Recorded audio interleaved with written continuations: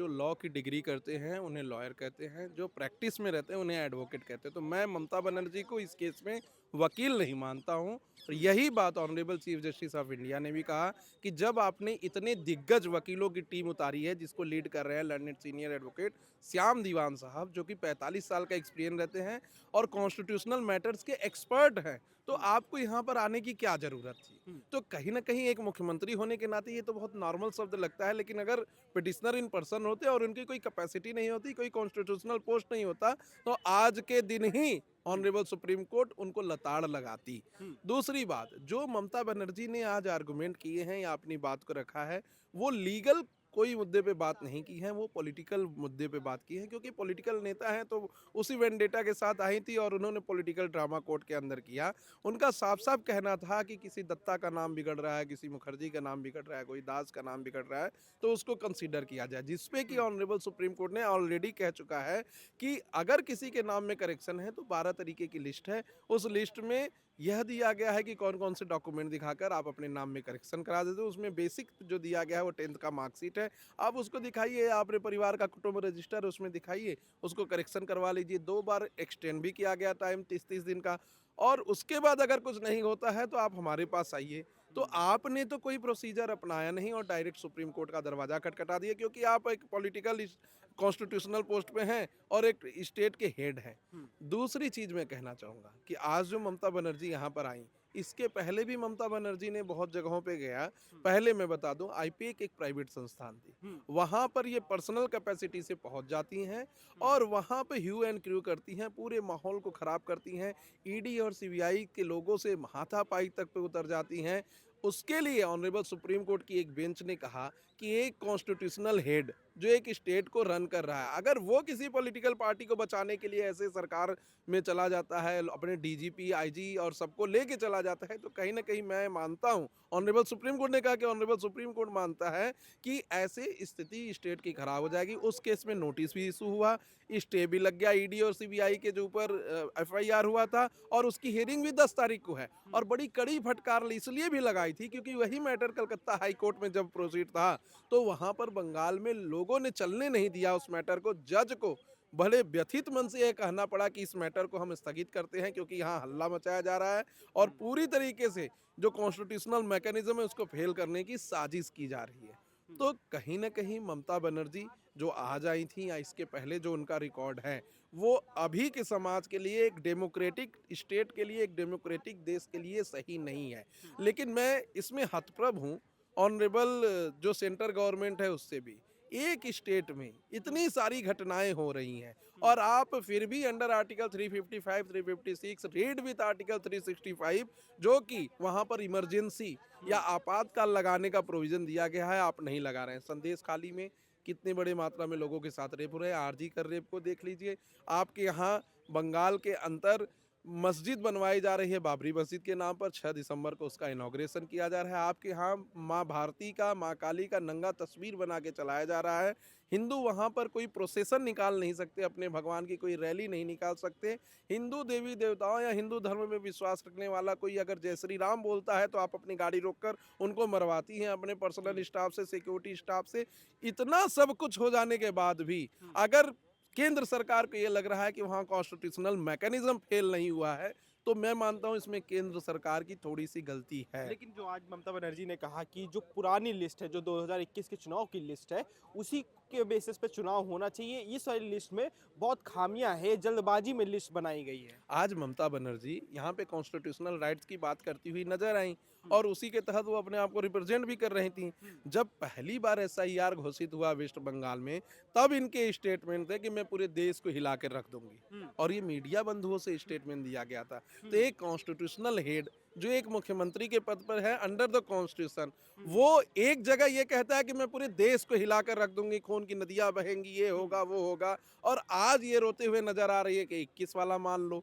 और जब एसआईआर का सिर्फ घोषणा हुआ था हम्म। उसी समय देखा गया कि कैसे बंगाल के अंदर से लोग बांग्लादेश की तरफ प्रस्थान कर रहे थे, जो सामान था वही लेके चले जा रहे थे, बहुत कुछ छोड़ के चले गए। उनको रोकने के लिए ये सब स्टेटमेंट दिया जा रहा था। जब ये लोग नहीं रुके तो आज ये यहाँ पर सुप्रीम कोर्ट आई, ये दिखाने के लिए कि हम आपके लिए केंद्र सरकार से लड़ जाएंगे, हम आपके लिए सुप्रीम कोर्ट में रिप्रेजेंटेशन लेके जाएंगे, हम आपके लिए संसद में लेके जाएंगे, आप बस देश मत छोड़िए, क्योंकि आप ही वो लोग हैं जो भारतीय लोगों के साथ, मैं यहाँ भारतीय इसलिए कह रहा हूँ क्योंकि हिंदू और मुस्लिम दोनों अत्याचारित हो रहे हैं बंगाल के अंदर, भारतीय लोगों के साथ आप रेप कर सकते हैं, भारतीय लोगों के पूरे गांव को सील कर सकते हैं जो हमारी पार्टी को वोट नहीं देगा, भारतीय सीबीआई ईडी के ऊपर आप हमला कर सकते हैं क्योंकि आपकी कोई आइडेंटिटी नहीं है, भारतीय लोगों को वोट देने से वंचित कर सकते हैं, महिलाओं बेटियों का रेप कर सकते हैं, आरजी कर की घटना कर सकते हैं, जो हिंदू प्रोसेशन होगा उस पर ईंटेबाजी और पत्थरबाजी कर सकते हैं।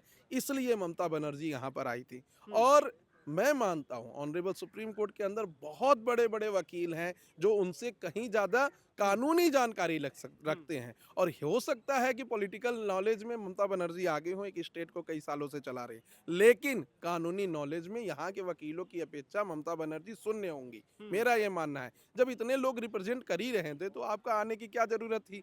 वीडियो रिकॉर्डिंग है, आप आईपैक में जाके मारपीट कर रहे हैं, वीडियो रिकॉर्डिंग है, आप चीफ इलेक्शन कमीशन के दिल्ली के ऑफिस में जाके अपनी बातें तो कह लेती हैं, दूसरे को बोलने नहीं देती, मारपीट करके निकल लेती हैं, वीडियो रिकॉर्डिंग है।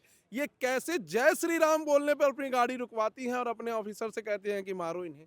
तो आप एक मुखिया हैं एक प्रदेश की, आपका तो सभी जितने भी वहां पे लोग हैं सबको एक नजर से देखना चाहिए, सभी आपके लिए आपके नागरिक हैं। एक नजर से ही देख रही है, इसीलिए कह रही कि मैं मूल बंगाली की समस्या लेके सुप्रीम कोर्ट पहुंची हूँ। जी, बंगाल में कोई बांग्लादेशी है ही नहीं, ये प्रॉपर बयान है ममता बनर्जी एक नज़र से देख रही हैं, तभी वहाँ की बच्चियों को कह दे रही हैं कि 9 बजे के बाद आप बाहर मत निकलिए, आपका रेप हो सकता है। एक नज़र से देख रही हैं, तभी कह दे रही हैं कि जो रेप करेगा और जिसके साथ रेप घटित होगा उसको 10 लाख रुपए देंगे। तो क्या बच्चियों को प्रोटेक्शन देना चाहिए कि रेप हो जा रहा है तो उन्हें आप 10 लाख रुपए दे के आप उनका जो कॉन्शियसनेस है उसको वापस लौटा देंगी? क्या उनके शरीर के साथ जो ऐसी एक्टिविटी होगी उसको आप वापस लौटा देंगी 10 लाख रुपए देके? इससे तो आप रेप को बढ़ावा दे रही हैं।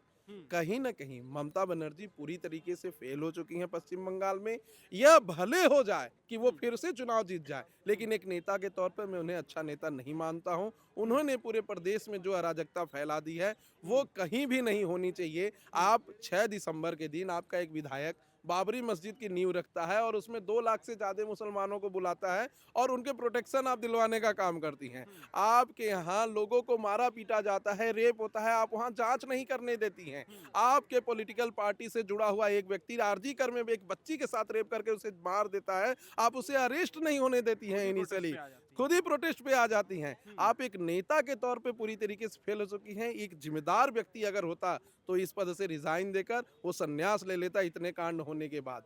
आप माता काली का प्रोसेसन नहीं निकालने दे रही हैं। कितना कलकत्ता के लोग इससे दुखित हैं। आज जो कलकत्ता में संभ्रांत लोग हैं, जी कैपेबल लोग हैं, वो कलकत्ता में या बंगाल में रह ही नहीं रहे, अलग अलग स्टेट में जाके प्रोटेक्शन लिए हैं। तो कहीं ना कहीं सरकार को और केंद्र सरकार को मैं कहना चाहूँगा सोचना चाहिए कि क्या जब लोग सड़कों पर आ जाएंगे, क्या जब दिन दहाड़े लोगों का रेप होगा तब जागेगी केंद्र सरकार, तब जाकर इमरजेंसी लगाएगी। अभी जब ऑनरेबल सुप्रीम कोर्ट ने आईपैक के मामले में इतनी बड़ी फटकार लगाई थी, वही एक ग्राउंड बन सकता था पूरे राज्य में इमरजेंसी लगाने के लिए। आप बॉर्डर सिक्योरिटी फोर्स के लिए जमीन नहीं देंगी क्योंकि वही एक रास्ता खुला हुआ है बंगाल और बांग्लादेश के बीच।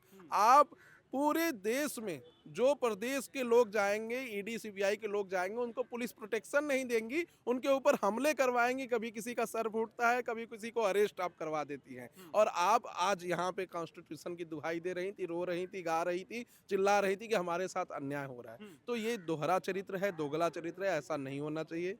एक उसमें उन्होंने जो बात कही थी कि एसआईआर सिर्फ बंगाल में क्यों हो रहा है, असम में क्यों नहीं हो रहा है, ये सब मुख्य मुख्य मुद्दा भी उन्होंने उठाया कि असम में भी होना चाहिए, वो भी बॉर्डर स्टेट आता है, बंगाल भी है, वहाँ नहीं हो रहा है, लेकिन क्योंकि वहाँ भाजपा की सरकार है, यहाँ टीएमसी की सरकार है, इस वजह से असम में नहीं हो रहा है। इसका रोना कई प्रदेश के मुख्यमंत्री रो रहे हैं। हाँ। इसका रोना कई विपक्षी पार्टी रो रहे हैं। जब बिहार में एसआईआर हुआ तो सब लोगों ने कहा बिहार में क्यों हो रहा है, पूरे देश में क्यों नहीं हो रहा है। हाँ। उसके बाद इलेक्शन कमीशन ने एक प्रेस कॉन्फ्रेंस किया उन्होंने साफ कर दिया कि हम पूरे देश में एसआईआर करेंगे, लेकिन हम पहले 8-8 स्टेट को बाँटेंगे, चुनाव करवाएँगे, इलेक्शन कमीशन अपना पूरा एसआईआर करवाएगी, फिर अगले चुनाव के बाद एसआईआर में फिर से होगा। तो ये जो 8 लोगों का स्टेट बटा हुआ है उसमें वो भी आ रही हैं। उत्तर प्रदेश में भी 27 में चुनाव है, वो भी आ रहे हैं, जबकि वो तो बीजेपी शासित प्रदेश है। वहाँ भी 2.5 करोड़ से ज़्यादा नाम कटे हैं। बंगाल के अंदर तो सिर्फ 58 लाख कटे हैं। उत्तर प्रदेश में तो 2.5 करोड़ नाम कटे हैं। वहाँ तो कोई रोना नहीं रो रहा है। दूसरी बात, जिन लोगों को यह न पता हो तो उनको मैं बताना चाहता हूँ, जैसे बीएलओ होते हैं वैसे ही बीएलए होते हैं हर पार्टी के। वो बीएलओ से कोऑर्डिनेशन कर सकते हैं, उनका पूरा डाटा ले सकते हैं और उनके जो प्रतिनिधि हों जो नहीं चुने गए हैं उनको ले जाकर उनका नाम संशोधन बीएलओ के यहाँ करवा सकते हैं, उनके प्रतिनिधियों को पूरी तरीके से रिप्रेजेंटेशन दिलवा सकते हैं।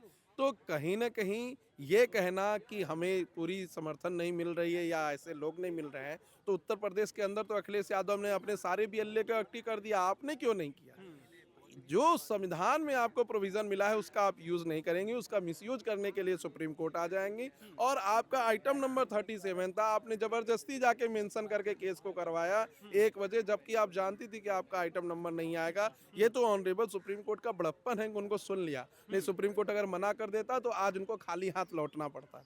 और फिर बाद में यही लोग आरोप लगाएंगे कि सुप्रीम कोर्ट किसी एक पॉलिटिकल पार्टी का सुन रहा है। इसको लेके एक चीज और है, एसआईआर में बीएलओ बीएलए की बात की, तो जब बीएलओ सुसाइड कर रहे थे तब भी ममता बनर्जी ने बहुत वो किया था कि एसआईआर को रोक देना चाहिए क्योंकि बीएलओ सुसाइड कर रहे हैं पश्चिम बंगाल के जी, इस पर भी मैं एक जवाब दूंगा। सिर्फ बीएलओ नहीं, सुसाइड का जब आप देखेंगे तो हर आधे घंटे में एक सुसाइड हो रहा है। और आप जब पुलिस को ऑब्जर्व करेंगे तो हर आधे घंटे में या 1 घंटे में एक पुलिस वाला एक्सपायर हो रहा है या सुसाइड कर रहा है। आप जब टीचर को देखेंगे तो टीचर एक्सपायर कर रहा है। आप वो एडवोकेट को देखेंगे पूरे देश में तो हर आधे 1 घंटे में एडवोकेट भी एक्सपायर हो रहा है। तो ये नॉर्मल प्रोसीजर है, कोई भी किसी से फ्रस्ट्रेट होकर सुसाइड कर ले रहा है या किसी की भी मृत्यु हो जा रही है तो उसे सुसाइड का रूप दिया जा रहा है। उत्तर प्रदेश के अंदर एक बीएलओ जब सुसाइड किया था तो वो अपनी वाइफ से कुछ उसके टर्म्स एंड कंडीशन खराब थे, उसने जो है सुसाइड कर लिया। वो पर्टिकुलर एक यादव बिरादरी से आते थे तो उन लोगों ने कह दिया कि इनको फ़ोन करके दबाव बनाया जा रहा था कि आप इनका नाम डिलीट करो ओबीसी लोगों का, तभी हम आपको रखने देंगे, नहीं तो तुम सुसाइड कर लो। तब किया और इसके लिए बाकायदा मीडिया में इवन आज तक, इंडिया टुडे, सब जगह वो बयान आया कि पैसे का दबाव दे रहे थे, ओबीसी का नाम काटने के लिए दे रहे थे। जब पूरा इन्वेस्टिगेशन हुआ तो पता चला कि ऐसी कोई बात नहीं थी, हस्बैंड वाइफ का झगड़ा था, इसलिए ऐसा हुआ। तो कहीं न कहीं मृत्यु कहीं भी किसी की और किसी भी समय हो सकती है।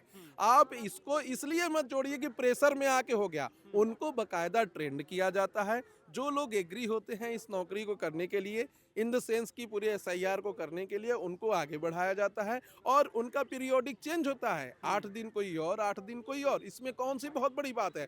अब सीमा पर जवान खड़ा जो है वो कह दे कि नहीं यहाँ तो हम मर जा रहे हैं, यहाँ पे हम नहीं रहेंगे, तो फिर कैसे देश चलेगा। बीएलओ की जिम्मेदारी है एसआईआर को करवाना। 30 दिन 30 दिन 30 दिन करके 90 दिन भी दिया जा रहा है। अगर इसके बाद भी आप अपनी ड्यूटी नहीं कर रहे हैं तो आप प्राइवेट जॉब करिए, फिर सरकारी जॉब अब करिए ही मत, क्योंकि आपकी सर्टेन रिस्पॉन्सिबिलिटी है स्टेट के प्रति, केंद्र के प्रति, आपको वो निभाना ही पड़ेगा। आप सर्टेन अमाउंट टैक्स पेयर का ले रहे हैं तो टैक्स पेयर का ये कॉन्स्टिट्यूशनल राइट है अंडर आर्टिकल 21 कि वो जिस प्रतिनिधि को चुने वो फेयर इलेक्शन के माध्यम से चुने। और फेयर इलेक्शन तभी हो सकता है जब हमारे देश के नागरिक हमारे प्रतिनिधि को चुने, ना कि किसी दूसरे देश का अवैध घुसपैठिया।